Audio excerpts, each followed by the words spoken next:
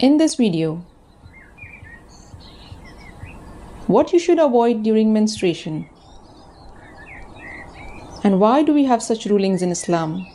Are these rulings degrading to a woman? A comparison between Islamic rulings concerning menstruation and the attitude of other cultures, religions, and modern society towards it. See how Islamic rulings are uplifting, beneficial, and sensitive to a woman's feelings.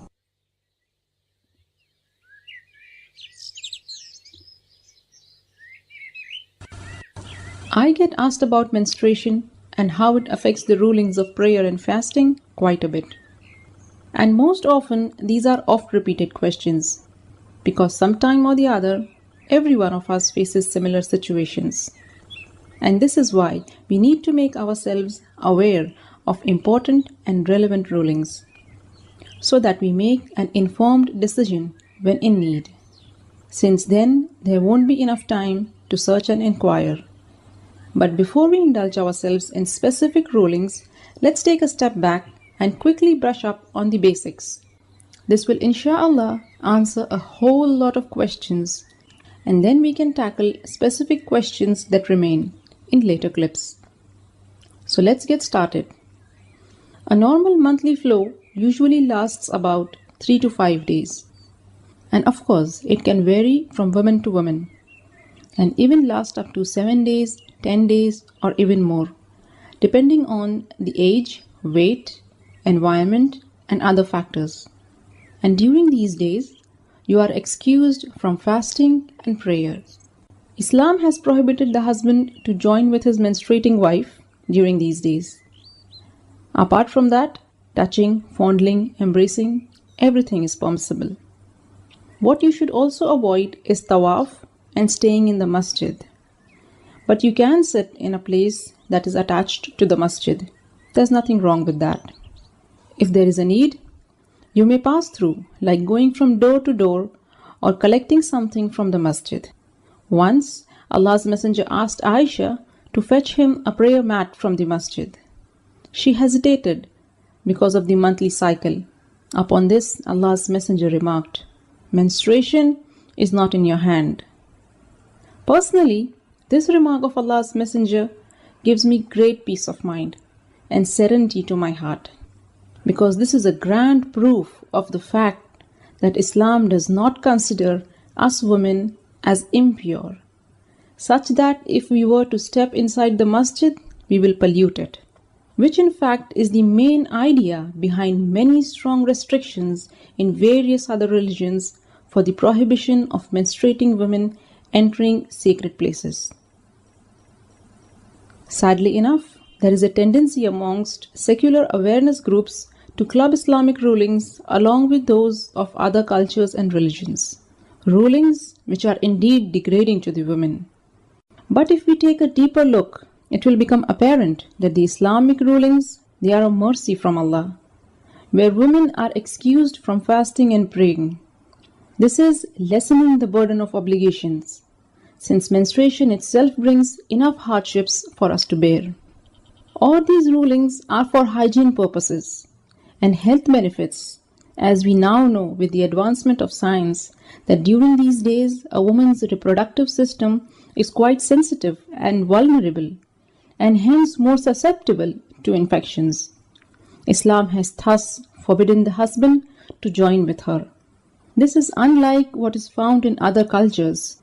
Menstruation was and still is a cause of discrimination against women. In some rural areas of Nepal and also Kenya, they have menstrual huts that women have to stay in during that time of the month. This unnecessary and inconvenient practice is not found in villages alone.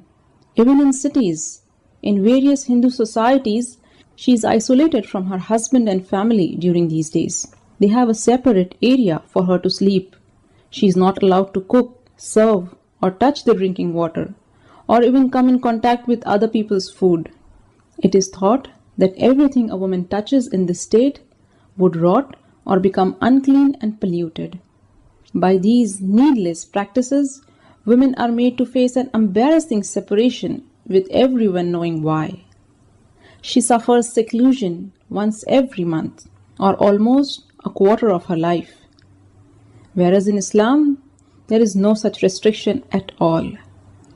Al-Mu'mineen Aisha radiallahu ta'ala anha narrates, I would drink when I was menstruating, then I would hand over the vessel to the Prophet, and he would drink from where I drank.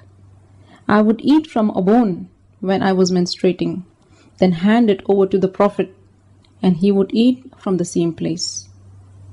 Al-Mu'mineen Maymuna radiallahu ta'ala anha narrates, the Messenger of Allah used to lie with me when I was menstruating.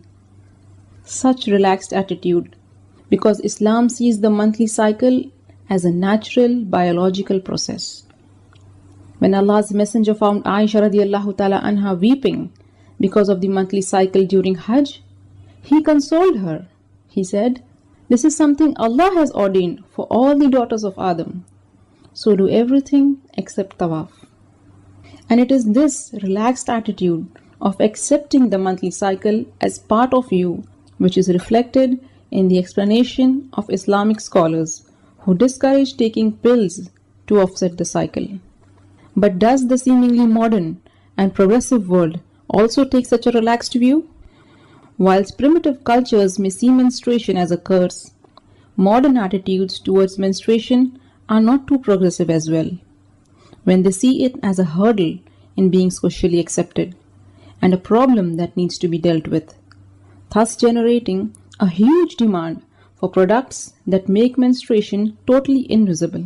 And these include a wide range of menstrual suppression pills, medications, and antidepressants. Cultural, modern, or Islamic? Which of these attitudes are truly progressive, uplifting, beneficial, and sensitive to the feelings of a woman?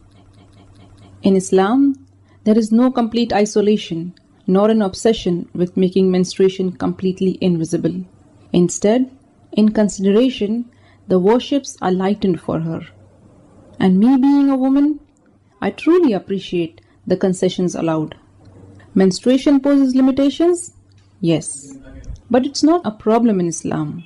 If we cannot do a few certain acts of worship, this should not make us feel restricted.